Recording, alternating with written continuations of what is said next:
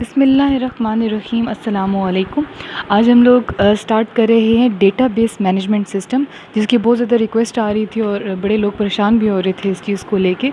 तो अब हम स्टार्ट कर रहे हैं डेटाबेस मैनेजमेंट सिस्टम, जिसको शॉर्ट फॉर्म में कहा जाता है DBMS। ठीक है जी। अच्छा, पहले इस सब्जेक्ट की वर्ड्स समझ लें PPSC के अंदर कि किस तरह। अगर तो आप डिग्री वाले बच्चे हैं, पढ़ रहे हैं, तो उसका तो पूरा आपका सब्जेक्ट है इसका, तो इसको तो आपको थॉरली पढ़ना पड़ेगा। लेकिन जब हम बात करते हैं PPSC की, तो PPSC में डेटाबेस मैनेजमेंट सिस्टम की इतनी पार्टिसिपेशन होती है कि जिस तरह आपने इसके जितने भी बेसिक कॉन्सेप्ट्स हैं ना, वो बिल्कुल क्लियर करने होते हैं। इसमें मोस्टली जो चीज़ आ जाती है ना, जो चीज़ जिस पे आप लोगों ने काफ़ी ध्यान से आप लोगों ने जो चीज़ करनी होती है, वो आ जाता है कंपैरिजन। ठीक है, कंपैरिजन अभी कैसे आएगा ये हम आगे मैं आपको बताऊंगी, लेकिन आप सिर्फ ये कुछ 2-3 चीज़ों के कंपैरिजन्स कर लेने हैं कि स्लोअर कौन सा है, फास्टर कौन सा है, रिलायबल कौन सा है, ओल्डर कौन सा है, एडवांस कौन सा है, इस तरह की चीज़ें। ठीक है, दूसरी चीज़, इसके अंदर सिंपल डेफिनेशंस भी आ जाती हैं, और इसके अलावा इसके अंदर आ जाते हैं फिगर्स। ठीक है, कि अगर फॉर एग्जांपल प्राइमरी की बात करें, तो एक टेबल के अंदर कितनी हमारे पास एटलीस्ट प्राइमरी कीज़ होनी चाहिए, इस तरह का कंपैरिजन भी आ जाता है प्राइमरी की में और सेकेंडरी की में। तो इस तरह की जो चीज़ें होती हैं वो मोस्टली आती हैं। ठीक है जी। इसके अलावा डेफिनेशन का पार्ट बहुत इंपॉर्टेंट होता है, वो आपने कम्प्लीटली करना है, थॉरली करना है, वो आपने बिल्कुल स्किप नहीं करना। और इसकी छोटी मोटी चीज़ जैसे जैसे हम लोग प्रोसीड करेंगे, इसका मतलब सब्जेक्ट हम प्रोसीड करेंगे, मैं साथ साथ आपको बताती जाऊंगी कि कौन से टॉपिक में से किस तरीके से आपने तैयारी करनी है। ठीक है, आज हम लोग बहुत बेसिक चीज़ स्टार्ट करें, that is data and information. मुझे बेशक इस चीज़ को बताने की आप लोगों को ज़रूरत नहीं है, लेकिन इसके अंदर एक कॉन्सेप्ट है जो मोस्टली जो स्टूडेंट्स हैं वो कर जाते हैं स्किप। अब ये जो मैं आपको स्टार्ट करवा रही हूँ ना, ये आप समझे बिल्कुल बेसिक से स्टार्ट करवा रही हूँ। इसके अंदर आप लोगों का सेकेंड ईयर का पोर्शन कम्प्लीट हो जाएगा, क्योंकि सेकेंड ईयर के अंदर जो पहला हाफ़ है ना, सेकेंड ईयर के जिसने सेकेंड ईयर में कंप्यूटर पढ़ी है उनको पता होगा कि सेकेंड ईयर की बुक 2 हिस्सों में डिवाइड हुई हुई है। एक हिस्सा DBMS का और एक C++ का।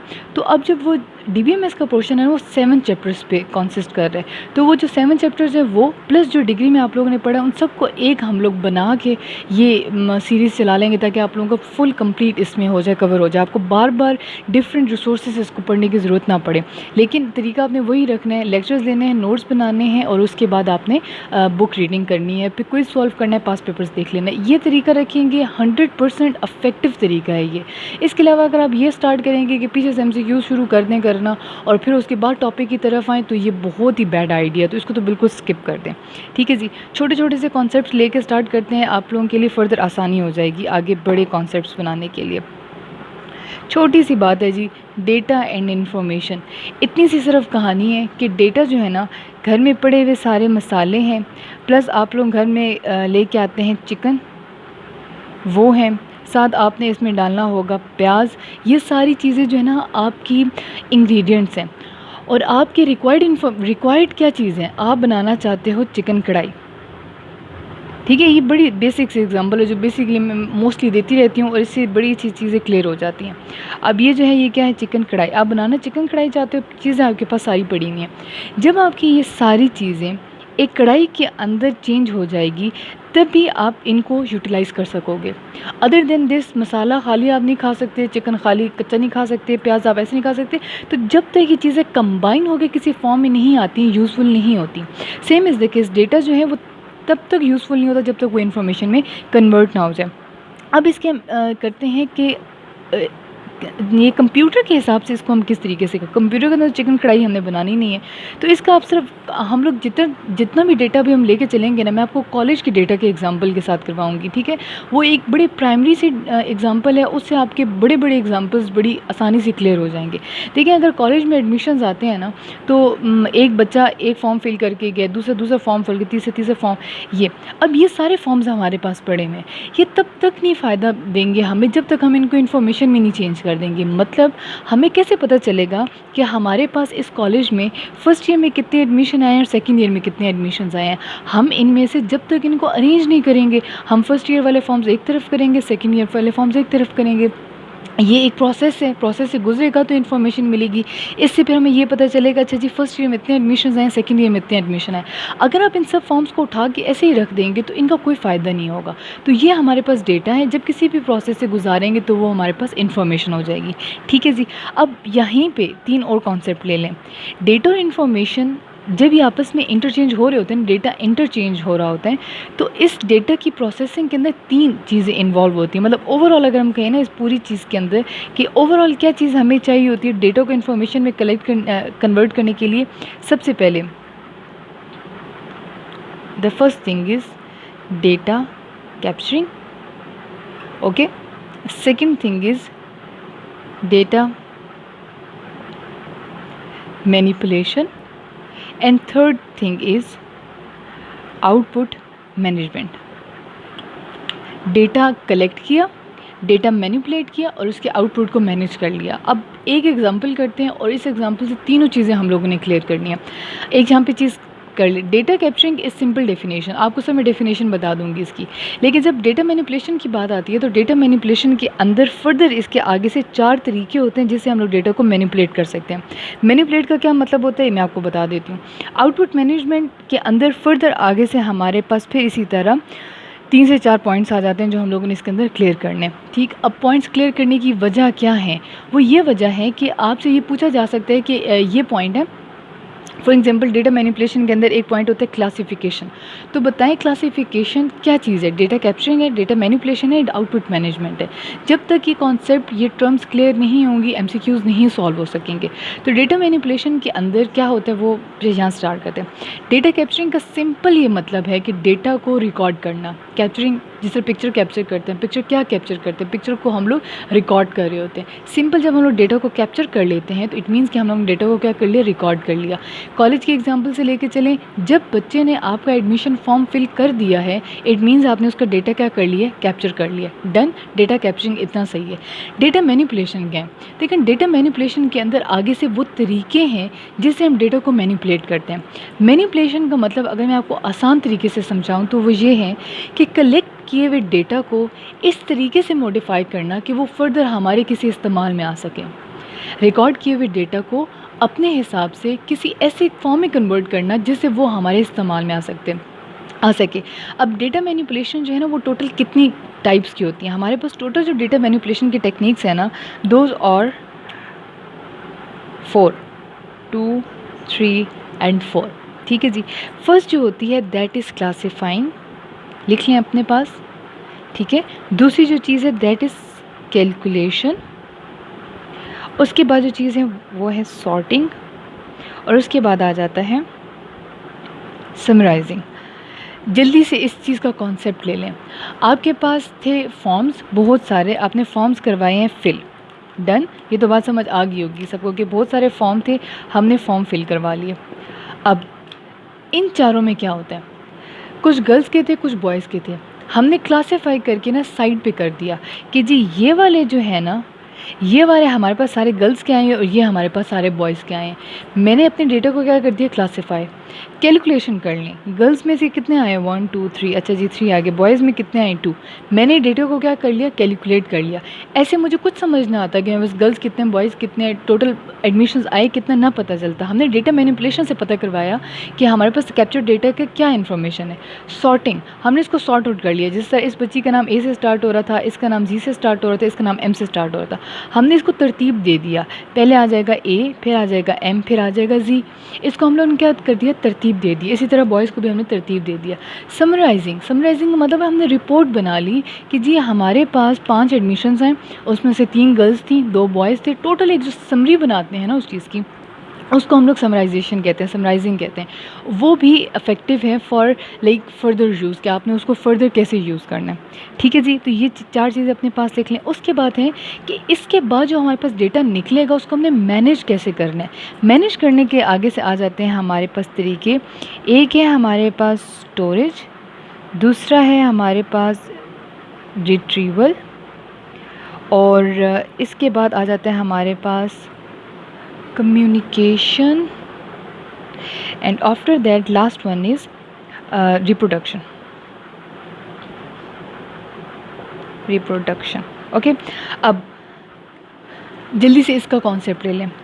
जो डेटा हमारे पास वहाँ से आउटपुट आ गया, या तो हम उसको स्टोर कर सकते हैं, मतलब कि इन बच्चों की फ़ाइल्स बना लें, या वो तो फाइल्स बनाना पुराना काम हो गया, हम एक्सेल शीट के अंदर इनका डेटा स्टोर कर लेंगे, वो चीज़ हो जाती है स्टोरेज।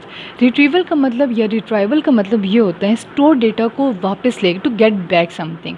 रिट्रीव का मतलब समझ लें, ये कंप्यूटर स्टूडेंट को लाजमी ये वर्ड का मतलब पता होना चाहिए। छोटे छोटे वर्ड्स होते हैं, जिस तरह इंटीग्रेशन हमने डिस्कस किया, रिट्रीवल हमने डिस्कस किया, ये चीज़ें साथ साथ आपको पता होनी चाहिए। तो रिट्रीवल का मतलब ये होता है कि हम लोगों ने डेटा को क्या कर लिया, टू गेट बैक, जो स्टोर डेटा था उसको वापस लाने के लिए जो हमने काम किया, इट मीन्स कि हमने डेटा को क्या कर लिया, रिट्रीव कर लिया। कभी भी किसी के टाइम पे हमें पता चले कि जी किसी के घर से लेने आए हैं, तो हम कहेंगे कि आप घर पे एक दफ़ा दोबारा घर पे एक दफ़ा कॉल करना ज़रूरी समझते हैं हम इस चीज़ को, कि चलें अगर भाई आए हैं तो फादर को पहले कॉल करके पूछ लेते हैं कि क्या वाकई में इसको बच्ची को भेजना नहीं भेजना। तो हम लोग क्या करते हैं कि उस बच्ची का डेटा रिट्रीव करते हैं, ढूंढते हैं कि डेटा किधर पड़ा था, उसका एडमिशन फॉर्म निकाल के उसके जो कॉन्टैक्ट नंबर्स हैं वहाँ से कॉन्टैक्ट कर लेते हैं। कम्युनिकेशन का मतलब ये होता है कि जिस तरह समझिए कि ये वाला जो कॉलेज है ना, ये एक फ्रेंचाइज़ है हेडक्वार्टर की तरफ से।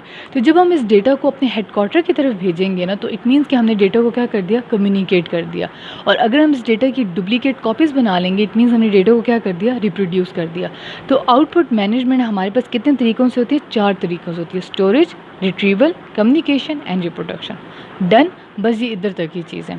आगे जो हम चीज़ करेंगे, ये टोटल डेटा इन्फॉर्मेशन और डेटा प्रोसीजर वाली चीज़ होगी ख़त्म। इसके बाद हम स्टार्ट करते हैं, 2 बड़ी बेसिक टर्म्स हैं, 2 नहीं 3 बेसिक टर्म्स हैं, और फिर उसके आगे से छोटी छोटी डेफिनेशंस हैं वो कर लेते हैं। अच्छा, ये जो टर्म्स मैं डिस्कस करने वाली हूँ ना, इसके बारे में ज़्यादा कंफ्यूज नहीं होना। आपने देखें, एक चीज़ होती है हमारे पास फील्ड, आसान से फील्ड है, फील्ड के बाद आता है रिकॉर्ड, एंड रिकॉर्ड के बाद आता है फ़ाइल। अभी इस जो लेक्चर में अभी कंटिन्यू कर रही हूँ, उसके अंदर हम फ़ाइल के बारे में 2-3 चीज़ें डिस्कस करेंगे दैट आर वेरी इंपॉर्टेंट, लेकिन फ़िलहाल इन तीनों को हम लोग यहाँ पे डिस्कस कर लेते हैं। जो फील्ड है ना, फील्ड है, फॉर एग्ज़ाम्पल मैं आपको बताती हूँ, स्टूडेंट आया, स्टूडेंट का नाम था ABC। ये जो ABC है ना, कलेक्शन ऑफ करेक्टर्स, ये हमारे पास फील्ड है। अब इस बच्चे के बारे में हमने इसका कॉन्टैक्ट नंबर सेव कर लिया 123, यह हमारे पास रिकॉर्ड बन गया।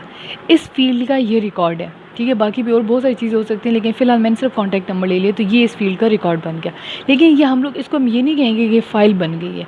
हम लोग क्या करेंगे कि जब हम कहेंगे कि बहुत सारा रिकॉर्ड हमारे पास इकट्ठा हो जाएगा, जिस तरह XYZ है, उसका 436 है, इसी तरह MNO है, तो उसके भी जब हम लोग बहुत सारा रिकॉर्ड बनते हैं ना, तो वो हमारे पास एक फ़ाइल बन जाती है, ठीक है। जिस तरह कॉलेज की फ़ाइल होती है, कॉलेज की फ़ाइल का अगर किसी क्लास की फ़ाइल है तो उसको खोलो तो उसके अंदर थोड़ी ना एक फ़ील्ड या एक बच्चे का डेटा लिखा होता है, वो तो बहुत सारे बच्चों का डेटा होता है उस फ़ाइल के अंदर। तो उसको फ़ाइल कहते हैं इस वजह से क्योंकि उसके अंदर बहुत सारा डेटा पड़ा होता है। तो फ़ाइल जो है बेसिकली कलेक्शन ऑफ क्या होता है, रिकॉर्ड होता है, और रिकॉर्ड इसी तरह कलेक्शन ऑफ डिफरेंट फील्ड्स होता है, ठीक हो गया। मतलब फील्ड के बारे में डेटा होता है वो, इसमें कंफ्यूज नहीं होना।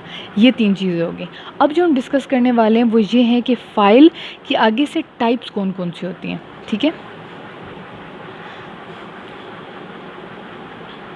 चलें, फ़ाइल की आगे से जो टाइप्स होती हैं ना, वो 2 तरह की होती हैं, याद रखना है आपने। अभी जो हम पढ़ने वाले हैं ना, वो है मास्टर फ़ाइल। 2 तरह की कैसे, एक फंक्शनल पॉइंट ऑफ व्यू से होती हैं और एक यूजेज पॉइंट ऑफ व्यू से होती है।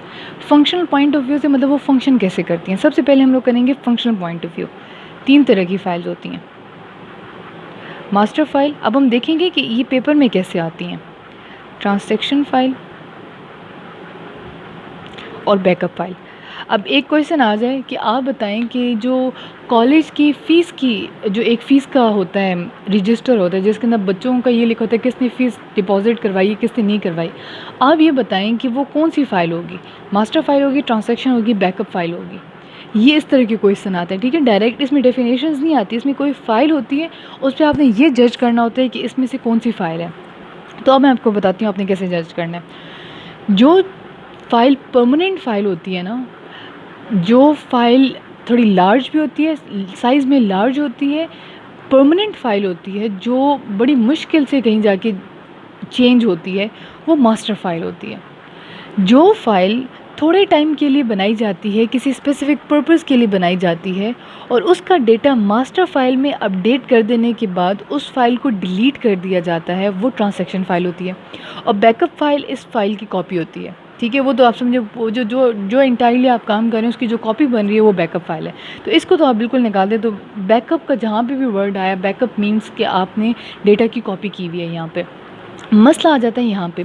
अब मास्टर फाइल नाम से मास्टर लग रहा है, बड़ा होगा, परमानेंट होगा, कोई ऐसी चीज़ होगी जो थोड़ी बड़ी होगी, थोड़े बाबा बाबा टाइप सा लग रहा है। तो जो मास्टर फाइल है ना, वो परमानेंट फ़ाइल है। इसके अंदर आप समझ लें कॉलेज के हर स्टूडेंट का डेटा, उसका जो एड्रेस है परमानेंट एड्रेस हो गया, उसका जो करंट एड्रेस है वो हो गया, उसका फ़ोन नंबर हो गया, उसका ईमेल एड्रेस हो गया, उसकी जितनी भी चीज़ें हैं ना वो मास्टर फाइल में इंक्लूड होगी। उसने फ़ीस इस दफ़ा की सबमिट करवाई है, नहीं करवाई, वो ट्रांजैक्शन फ़ाइल है। जब इसका डेटा ऊपर पहुंच गया, ट्रांजैक्शन फ़ाइल डिलीट हो गई। जब तक इसके अंदर डेटा है तो ट्रांजैक्शन फ़ाइल रहती है, और ये टेम्परेरी होता है, थोड़े टाइम के लिए, एक स्पेसिफिक पर्पस के लिए बनता है और उसके बाद ये ख़त्म कर दिया जाता है। तो ये जो 3 टाइप्स मैंने आपको बताई हैं, that is from functional point of view कि जो फाइल्स होती हैं फंक्शनली कैसे डिफ़र करती हैं एक दूसरे से। अब अगली जो है ना वो है यूजेज पॉइंट ऑफ व्यू से, कि यूज़ कैसे कैसे हो सकती हैं। ठीक है, दो ही तरह की फ़ाइल्स यूज़ हो सकती हैं। एक होती है आपके पास प्रोग्राम फाइल, जिसकी एक्सटेंशन .exe, एक्सटेंशन का वर्ड पता होना चाहिए। एक्सटेंशन किसी भी फ़ाइल की नेचर बता देती है, बस इतना ही समझ लें। जो भी इसकी एक्सटेंशन होना पता चल जाता है कि इसका क्या है इसके अंदर। डेटा फाइल मोस्टली जो है वो txt या doc या कुछ भी इस तरह। देखें, जो फाइल .exe के साथ होगी ना, वो कोई ना कोई इंस्ट्रक्शंस लेके बैठी हुई होगी अपने पास, मतलब नंबर ऑफ़ इंस्ट्रक्शंस होंगी। इसको आप ओपन करेंगे, कोई एप्लीकेशन होगी आपके पास, कोई प्रोग्राम होगा, और डेटा फाइल के अंदर कोई ना कोई, अच्छा ज़रूरी नहीं है ये हो, .image जो होता है, .png, .jpg, ये भी चीज़ डेटा के अंदर होती है। मतलब कि जब इसको ओपन करते तो कोई ना कोई डेटा आपको मिलता है। अब एक बात यहाँ पे मैं आपको क्लियर कर दूँ, अक्सर लोगों के कंप्यूटर में वायरसेस आ जाते हैं, हैक हो जाते हैं, तो वो कहते हैं कि भाई हमारा क्यों हैक हो गया। एज अ कंप्यूटर स्टूडेंट आपको ये बात पता होनी चाहिए कि ये जो चीज़ है ना, ये वाली चीज़, ये बड़ा मैटर करती है इन केस ऑफ वायरसेस और हैकिंग के अंदर। अगर आपको कोई, ये एक दफ़ा बड़ा दौर चला था इस चीज़ का, आई लव यू वाला, अभी भी उसको तो पूरा नाम ही रखती है आई लव यू। और एक ये भी हुआ था, see these are your pictures, ऐसे सेंड किया जाता था। लेकिन जो फ़ाइल होती थी ना, बजाय कि वो PNG हो, अगर हमारी पिक्चर्स आपके पास है, आप पिक्चर सेंड करें, इट मीन्स उसका PNG, JPG इस तरह को कुछ होना चाहिए। लेकिन जो उसकी एक्सटेंशन होती है ना, वो क्या होती है, .exe। तो इट मीन्स हमें पता चल जाना चाहिए कि ये कौन सी फ़ाइल है, प्रोग्राम है, ना कि इसके अंदर डेटा है। मतलब ये कि जब हम इसको क्लिक करेंगे तो कोई ना कोई इंस्ट्रक्शंस एग्जीक्यूट होंगी, और वो इंस्ट्रक्शंस होती हैं वो डिस्ट्रक्टिव इंस्ट्रक्शंस होती हैं, जिससे आप लोगों का जो सिलसिला है वो ख़राब हो सकता है कंप्यूटर का, वो वायरस हो सकती है उसके अंदर। ठीक है जी। इसके बाद लास्ट चीज़, अब हम लोगों ने फ़ाइल के बारे में ये 2 चीज़ें पढ़ ली, फ़ाइल के बारे में तीसरी चीज़ भी कर लें कि फ़ाइल्स को हम लोग ऑर्गेनाइज़ कैसे कर सकते हैं। ठीक है, फ़ाइल को ऑर्गेनाइज़ करने के हमारे पास 3 तरीके हैं। एक हमारे पास होता है सीक्वेंशियल, अगला हमारा सीक्वेंशियल, पूरा लिख लीजिएगा प्लीज़, सीक्वेंशियल फ़ाइल ऑर्गेनाइजेशन। ठीक है, अगली चीज़ आ जाती है हमारे पास डायरेक्ट, या दूसरा नाम इसको रैंडम भी कह देते हैं, फ़ाइल ऑर्गेनाइजेशन। उसके बाद आ जाते हैं हमारे पास इंडेक्स सीक्वेंशियल फ़ाइल। ठीक है, इम्पॉर्टेंट है, यहाँ पे मैं आपको बता रही थी कि कंपैरिजन मैटर करता है। यहाँ पे आपको इनका कंपैरिजन पता होना चाहिए। How many types to organise a file, there are 3 types to organise a file. और इनमें डिफरेंस क्या है, स्लोअर कौन सी है, फास्टर कौन सी है, किस तरीके से काम होगा, तो ये सारी चीज़ें जल्दी से हम डिस्कस कर लेते हैं। देखिए, अगर आपके पास फाइल्स हैं, और ये देखें, अगर आपने कभी फ़ाइल्स को ऊपर से देखा हो ना, मतलब फ़ाइल्स ऐसे किसी डब्बे के अंदर बहुत सारी फ़ाइल्स लगी हुई हैं, ऐसे देखते होंगे आप लोग। अगर नहीं देखा तो फिर देख लें जाके। लेकिन ऐसा अगर डब्बा है आपके पास और डब्बे के अंदर बहुत सारी ऐसे फ़ाइल्स लगी हुई हैं, तो आपको सिर्फ फ़ाइल्स के ऊपर से ऐसे पट्टी सी नज़र आती है इस तरह करके। ठीक है, ये इस चीज़ से समझाना चाह रही हूँ आप लोगों को। ठीक है, थोड़ी समझ आई बात। इस तरह की जो फाइल, जैसे समझिए मैं ऊपर से देख रही हूँ, ये डब्बा नहीं, बड़ी ऊपर से आप लोग देख रहे हैं इसके। अब अगर सीक्वेंशियल फ़ाइल होगी ना, सीक्वेंशियल फ़ाइल इस तरह होगी कि जो तो डेटा मेरे पास पहले नंबर का है ना वो पहले नंबर पे आएगा, दूसरा दूसरा तीसरा चौथा, कोई ना कोई असेंडिंग डिसेंडिंग ऑर्डर हम सेट कर लेते हैं इसका। अब इसको सीक्वेंस में हम लोगों ने किया अरेंज। अगर आपने 5th डेटा पे जाना है ना करने को तो हम इसको ऐसे उठा सकते हैं, लेकिन ऐसा होगा नहीं सिक्वेंशियल के अंदर। सिक्वेंशियल के अंदर आपने सीक्वेंस ही जाना है, पहले 1 उठाएंगे, फिर 2 निकालेंगे, 3 निकालेंगे, 4 निकालेंगे, फिर आप लोग 5 निकालेंगे और 5 अपने यूज़ कर लेंगे। ये आपके पास सिक्वेंशियल फाइल होती है। सिक्वेंशियल फाइल के अंदर सीक्वेंस के अंदर अरेंज किया जाता है। ये नंबर मैंने दे दिए, नंबरिंग नहीं होती है उसके अंदर, बस सीक्वेंस में अरेंज किया जाता है, सीक्वेंस नंबर बताते हैं और आप उठा लेते हैं उसको। अब अगली बात जो है दैट इज़ डायरेक्ट। डायरेक्ट के अंदर ना की वैल्यू गिवन होती है। की वैल्यू ये लिख लें, यहाँ पे अपने पास लिख लें। डायरेक्ट के अंदर क्या चीज़ गिवन होती है? की वैल्यू गिवन होती है। और इंडेक्स सिक्वेंशियल के अंदर इंडेक्स गिवन होता है। की वैल्यू का मतलब अभी जो मैंने आपको बताया, जैसे मैं 1 2 3 4 5 6 just consider these digits as key values of this files. अब अगर मुझे यहाँ से चाहिए ना 5th फाइल, तो मैंने इन सब में से गो थ्रू नहीं करना, मैंने सिंपल जो मेरी रिक्वायर्ड फाइल है ना उसको मैंने ये निकाल के मैंने रीड कर लेना है। ठीक है जी, ये चीज़ हो जाती है मेरे पास की वैल्यू। डन। उसके बाद आ जाते हैं हमारे पास इंडेक्स। इंडेक्स के अंदर 2 चीज़ें काम करती हैं। एक इसके अंदर होती है की वैल्यू, प्लस ये जो पूरा स्पेस है ना, जो पूरी मेमोरी है, वो उसमें किस जगह पे पड़ा हुआ है। ठीक है, एक साथ हम वो भी कर लेते हैं कि जिस तरह एड्रेस इन मेमोरी लोकेशन या लोकेशन कि इसका एड्रेस मेमोरी के अंदर कौन सी जगह पे। फॉर इंस्टेंस कि ये जो मेरे पास फाइल की मैनेजमेंट हो रही है ना, ये ए है। ठीक है, और एक और मैं साथ एक और स्टैक बना रही हूँ जिसके अंदर बहुत सारी फाइल्स पड़ी हुई हैं, और ये कौन सा है? बी है। अब अगर तो ये डायरेक्ट हो तो इसके अंदर सिर्फ एक की वैल्यू काम करती है, लेकिन अगर ये इंडेक्स हो तो इसके अंदर 2 काम करते हैं। एक तो उसका अपना, और फिर वो जो पूरी मेमोरी है ना, उस पूरी मेमोरी के अंदर कौन सी जगह पे वो पड़ा हुआ है। ठीक है, जैसे मैं कहती हूँ ये ए है और मैंने 5 ही निकालना है, तो इट मीन्स कि जब वो इंडेक्स सिक्वेंशियल होगी तो मैं उसको A5 से करके निकालूंगी कि ए उसका अपना नाम है और वो मेमोरी में किस जगह पे पड़ी हुई है? ए के अंदर पड़ी हुई है। ठीक है, सॉरी 5 उसका अपना नाम है और वो मेमोरी के अंदर किस जगह पड़ी है? ए के अंदर पड़ी हुई है। तो इस वजह से A5 से करके मैं निकालूंगी। इंडेक्स, डायरेक्ट, रैंडम, और ये चीज़ आ गई। अब ये आप यहाँ पे कंसिडर करें, अगर यहाँ पे भी 1 2 3 4 5 हो और डायरेक्ट से हम लोग 5 निकालने की कोशिश करें तो 5 ये भी आती है, 5 ये भी आती है। तो इट मीन्स कि सबसे अच्छा जो इसमें अफेक्टिव है दैट इज़ इंडेक्स सिक्वेंशियल। ठीक है, क्योंकि ना सिर्फ वो की वैल्यू देती है, साथ ही साथ वो क्या देती है? एड्रेस लोकेशन देती है। जो डायरेक्ट है वो भी अच्छा है, फास्ट है एज़ कम्पेयर टू सिक्वेंशियल, लेकिन उसके अंदर फिर भी एरर की गुंजाइश है। तो इस वजह से direct is good as compare to sequential but not as good as index sequential file. Okay, sequential file organisation बेचारा सबसे जो वो माठा वाला होता है ना, ये वो वाला है कि इसको आपने रखना भी अरेंज में है और निकालना भी अरेंज सीक्वेंस से निकालना है। तो इट मीन्स कि ये हमारे पास सबसे स्लोअर है। तो ये कंपैरिजन आपको पता होना चाहिए। ठीक है जी, अब इसके बाद हम लोग स्टार्ट करेंगे नेक्स्ट टॉपिक, जो कि होगा डेटाबेस मैनेजमेंट सिस्टम की तरफ, मतलब थोड़ा ग्रेजुअली मूव करें ना, अगले टॉपिक्स करते हैं। ओके जी, अल्लाह हाफिज़।